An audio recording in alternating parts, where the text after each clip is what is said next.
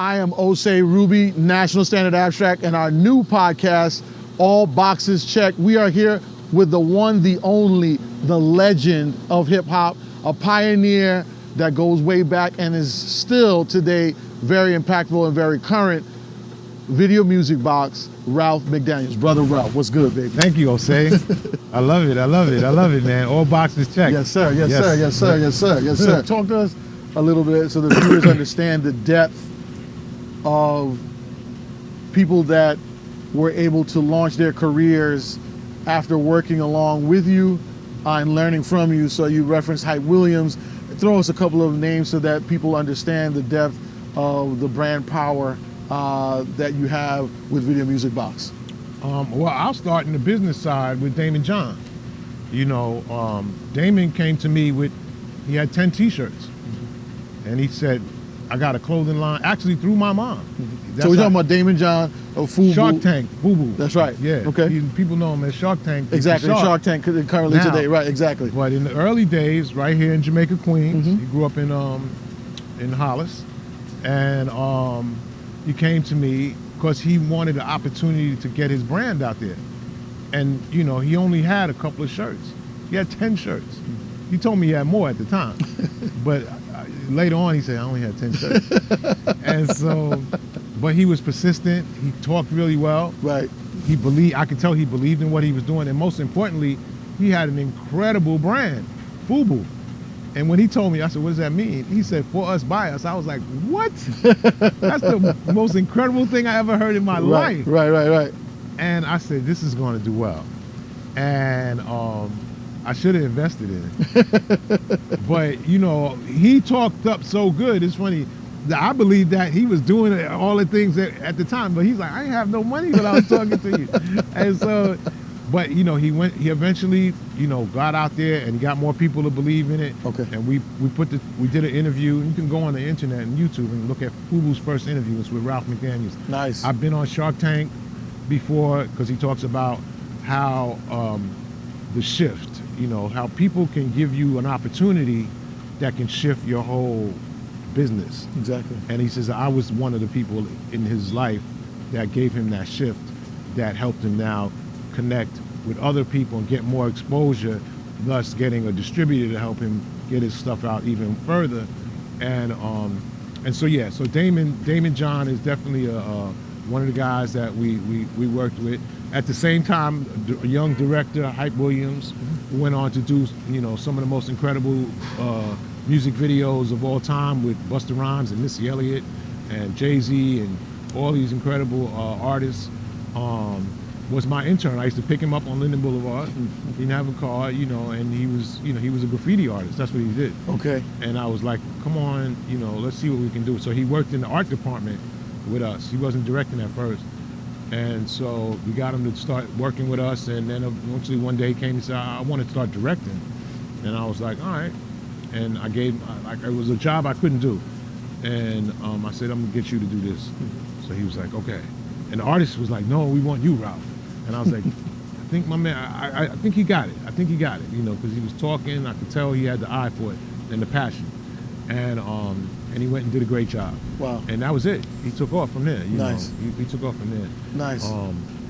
But so many different people. I mean, from, you know, directors, kid right down the block here, Zodiac, another director, works with Michael Bivins and New Edition and the guys. He still lives. I've met Michael Bivins over here from New Edition over here, right here. Wow. In the neighborhood, because he comes down just to see the family, his friend's family. And they're from the music scene. His family, they made songs in the 70s, soul music. So this land is fertile, you know, where we at right now. You know, it wasn't, you know, guys like Fred Buggs from WBLS, you know, was a guy who I grew up listening to, and I started, you know, hanging out with, and we did that all right here in Jamaica, Queens, you know, and the list goes on. So many folks that have been successful that come from this particular neighborhood. Yeah. So. Wow, that's really powerful in being able to share those specific individuals that you talked about, that from your interaction with them, you were able to give them the opportunity to create the platform to empower themselves beyond their interaction and learning and applying that learning. That's fantastic. that's a big narrative that in our ecosystem, Yes. like I told you, the brother who owns this building in partnership with the church, Chris Bramwell, he gave us one of our first multi-million-dollar transactions to close and provide title insurance for his assemblage, which was about $45 million in 2015. That's crazy. So, yeah. That number is crazy. Like, like I'm not in that in y'all business, but when you say he gave you, this is an early deal for you. Right, exactly. 45 million. I'm like, what? It wasn't like 45,000. It was 45 million. Yeah, no, and to underscore that and show the escalation, the largest deal we closed is in Jamaica, Queens for $189 million, which is at the intersection of Jamaica Avenue and Merrick Boulevard, the Archer Green Apartments. Oh, so really? we provided the title insurance for that. We were the sole title insurance company Wow. on that transaction. So that's one of, to date, the largest, but we have others in our pipeline that are in the 200 and 300 million range. So yeah, we're grateful for that same process of collective work and, the community continuing to support one another amongst our black people. So that's excellent. Ralph, talk to us a little bit about, you just mentioned offline JayZ and conversations with him. Talk to us a little bit about your interaction with him on the level of the industry and business, and then also on the level of investment. Just give us a little understanding and overview of your interaction with him over the years. I mean, he always... JayZ, by the way, we're talking about Sean Carter. Yeah, Sean Carter, yeah. Jay always wanted to get involved in the community. I think that came from his mom. I met his mom a couple times. She had started a nonprofit for kids of parents who are incarcerated. And then he took over it and got involved with it and, put his stamp on it. But it was something that his mom had kind of did on her own. And but he took over it and knew that it was important. So when you see him doing, social justice causes and movements, and that's always been part of his DNA. And as far as investment, he's another guy like Nas, want to be ahead of the curve. Look at Tidal, and he knew that streaming was going to be important, and he knew that he had the relationships with creators like me and artists, and whoever, and they needed a place to put something out that had people that looked like him or came up like him, and so that's how that all came about. So I think that that's super important. I'm not sure about the real estate space when it comes to him, but we did talk about it offline that we wanted to buy State Street, right, exactly, where he had the apartment, exactly, after he moved out of the Marcy, right, because I know that apartment real well because I used to go meet him over there, and with State Street right over there, right across the street from the Barclays Center. Right. Now look at the value. Exactly. The Barclays Center wasn't there when he got it, when he bought it. Involved with it. Right. Exactly. No, and I think that's a great point in showing that over time, the progression of people like yourselves and becoming even more advanced and sophisticated in your investments and how your relationships gives birth to other opportunities. Tidal, you just mentioned, which was the venture that he launched, JayZ, that is, was very successful. So creators like yourself and so many other artists needing a space that, for streaming purposes, they could house their music and all of their creative work. I think that was a phenomenal achievement of that venture that he did, and to know that you were involved from that aspect and so many other artists is phenomenal. And even Rock Nation, his management company, the sports, he said I want to get involved in sports. Well, because of maybe he was doing it before the Barclays Center. He started Rock Nation Sports. And that was a whole nother floor than the entertainment artists. So baseball players, football players, he's at the NBA draft, he's at the NFL draft, he's at all of these things, getting who's the next guy coming up, and they all know him, he really was aggressive in trying to get LeBron, and even though he didn't, they're still friends, so he saw what was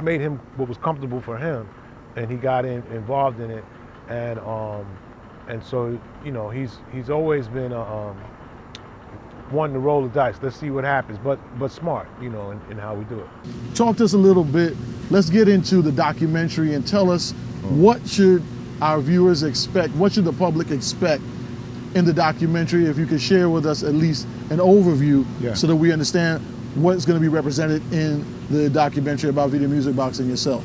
Well, the first thing I wanted to do, and the reason why, you know, I wanted to do the documentary was, first of all, I was getting older, and I was like, we have to tell our story. Exactly. In the biggest way that we can. So let's try to find a big distributor of TV or films and see who was interested in this story. And all of them were interested. I'm sure. HBO. I'm sure. Only one that didn't was Netflix, but I think we just met with the wrong person. So don't give up. Okay. So, but Showtime felt like it was right for us. And so the partnership felt right. And we went there, and I just said, you know, I'm thinking about, I lived it from 1983, still present. But I'm thinking about my daughter, you know, and I'm thinking about her kids, and, you know, where is this going to go? My son, you know, where is this all going to go? And I want the story to be told 100 years from now that there was a black dude who started putting black music videos on TV and black artists. Right. And it wasn't MTV. Exactly. Exactly. Because if I don't tell that story, it'll be MTV. Exactly. It wasn't BET, which is not black owned right now. And so, you know, it was me, an independent, still independent, family owned business. You know, we had 20,000 hours of content. And I was like, yo, man, we could do this like 5 parts, you know. And they were like, well, let's do 1 part for right now. And so I said, okay, so we said, let's do this documentary. And as I jumped into it, I really was just thinking about the content. Like, people want to see the Run DMCs of the world when they first started in the park, regular, just not flashy, not a big deal yet. In clubs, you know, 50 Cent first comes out, you know, he comes to meet me, you know, he comes in a cab, you know, you name it, JayZ, you know, they happy to be there, you know, Diddy, you know, all of them, Mary J. Blige, first performance at my birthday party, you know, it just goes on and on and on. And so part of it was that, part of it was, okay, let's talk about my experience. Right, no, that's fantastic. I think the documentary, based on how you just kind of painted that picture and gave us the overview, will be tremendous, because you're talking about the impact on an industry that at that time did not have that, and playing videos that you were producing and directing yourself as well in a lot of cases. Yeah. And then giving a platform to those that learn on so many different levels, from clothing, you know, a line where you mentioned Damian John, currently Shark Tank, and then also Hype Williams, who also went on to direct JayZ, Diddy, you know, you're talking about Nas, you know, you're talking about names that are still extremely powerful and have made a significant impact on an industry that has, you know, metamorphosized into something so massive that many benefit from it. And we want to see and continue to see that our people continue to be leaders within that industry and make sure that we benefit as well from that. Yeah, no, you know, it's funny. A friend of mine, also a Queens guy, Steve Stout, advertising dude, you know, he did this book called The Tanning of America, and it showed how hip hop helped that, the music helped that happen, you know. And you know, I have so many stories of white guys coming up to me, man, I love video music. They couldn't come to South Jamaica. You know, they couldn't go to the South Bronx, but they could watch it on TV. Right. And that's how they learned about the music, and they loved it, and they bought it, and they wore the clothes, and they bought it, you know, whatever we were doing, they were doing, you know, and really are more knowledgeable in some cases than we are about it, because that's how much they studied it, you know. And so, you know, it's been an interesting ride for these 39 years of just watching, you know, the process of how things are done. It's amazing to me. You know, now I was at a dinner that Steve Stout had, and Steve Stout is like a consultant for the NBA. He's just an amazing dude. You know, he starts talking, and I'm like, man, Steve, you're amazing. and Nas is here, and Nas is invested in tech now, and the guy that's that's really been a mentor to him, and that's a guy named Ben Horowitz. Ben Horowitz is also a major investor in my nonprofit, and he's a hip hop dude. He's a white dude who went to NYU, who loves hip hop. Really? And he's just happy to talk to Nas, or talk to me. And he's like, "Yo, Ralph, people haven't seen this rare footage that you have. Okay. You need to. That's your thing, man. You know, that's worth millions. That's what you gotta, you know, really put out there." And he's like, I want to help, you know, get that going, and it's sincere. You know, no strings attached, like a gift. I think you make an excellent point there. Just those multiple data points of connecting, you know, how people have propelled themselves to success and how the core of hip hop is integrally connected to so many that may not be connected under other circumstances. Yeah. So the gentleman that you said is connected to Nas, and then also your nonprofit. Yeah. You know, hip hop is what connected you guys. That was it. Right. It was the music. That's the common denominator, the music. Exactly. Yeah. Exactly. No, and I think that's really powerful. Let's talk a little bit about Video Music Box and its brand power as far as its most recent acknowledgement of the African American Museum. Talk to me a little bit about that, because that, brother, that's super powerful to be recognized on that level, as it should be. Yeah, you know, when they built the African American Museum, Smithsonian Museum in Washington, D.C., actually before it was even built, they were reaching out to folks to be part of the hip hop section and TV section and things like that. And Brother Chuck D of Public Enemy told them they need to speak to me because I have all these archives. I have over 20,000 hours of content from the Video Music Box collection that I've shot for since 1983. And so they came to me, and at the time they didn't want the tapes, they just wanted something physical. And they came, and I showed them the original microphone, like the little flag that says Video Music Box on it. And they were like, we want that. And so I was like, all right, you know, and we worked it out, like a lease type of thing that they can use it, you know. It was sitting in my house, you know. and just the idea of being in the museum, first for African Americans, was very prestigious. And so yeah, we were included in that from day one, and we were invited to the opening events, you know, the private ones for people that were donors, as well as the public. And you know, you take mom and stuff. It's that kind of thing where you like, I felt good about it. And also I took my mother. Nice. So she's there, she sees Oprah and Quincy Jones and all these people, you know, that we wouldn't see on a regular basis. I might, but she definitely wasn't. And so it was a real great experience. That's fantastic. Yeah. Well, continued success and blessings in the archiving and also continued representation of Video Music Box impact on a historic basis within the music industry. You know, when it comes to the archiving, we have to archive our work. You know, the stories you tell me about black folks that own businesses around here, buildings around here. Exactly. It has to be archived. Exactly. So that we can begin to show people 100 years from now, or, you know, like this existed. This is not, you know, Tulsa, Black Wall Street was not a myth. It really existed. You know, but people, if they don't see it, they don't really know, you know? So it has to be documented. It has to be, the story has to be told by us so that the narrative is the right narrative. Yes. You know, because if, you know, it could go in any direction, you know, if it's not done by us. So yeah, so I'm a promoter of my brand, Video Music Box, is the beginning of black, you know, filmmakers, you know, producers, whatever it was, you know, cameramen, you know. When I was in a club back in the days, I was one camera and I had this light. Now you go to a party and everybody got a cell phone up, the whole room got a cell phone. So, you know, we were the beginning of that. You know, we weren't, the internet didn't exist, but we were the internet back then. That's what's up. Well, we are so grateful and appreciative. You know, speaking for myself and my son, the owners of National Standard Abstract, Black-owned title insurance company. We closed over $1 billion since we started. and now to be with an icon, a legend of rap music, Video Music Box, which now has its documentary coming out. So we're looking forward to seeing that. Yeah. Tremendous success and blessings to you, my brother, and continued success. Thank you, brother. Man, I appreciate it. I want to be like you. I want to do that billion number.